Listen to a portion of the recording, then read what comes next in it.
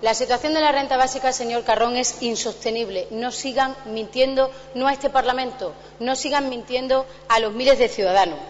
Presupuestaron 13 millones en el año 2013 y se gastaron 0, engañando a los ciudadanos. Hace 2 meses presupuestamos y aprobamos en los presupuestos 20 millones y 2 meses después le quitan 6 millones de euros para pagar las nuevas ayudas antiguas a ISE, que desde luego son absolutamente insuficientes, eluden su responsabilidad y tiran y le dejan el mochuelo a los ayuntamientos ante su ineficacia. Reconozcan el desastre en la gestión de la renta básica, señor Carrón.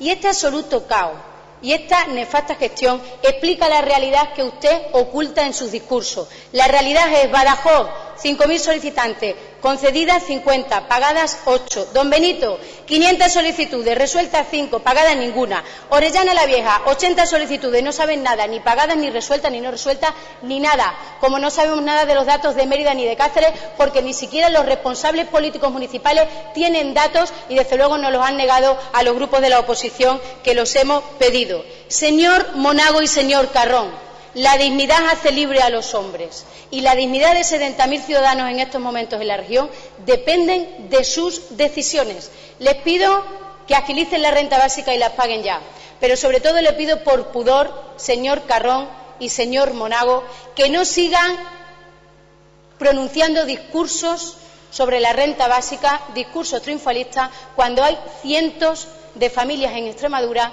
que a las 7 de la tarde tienen que acostar a sus hijos porque no tienen nada para darles de cenar.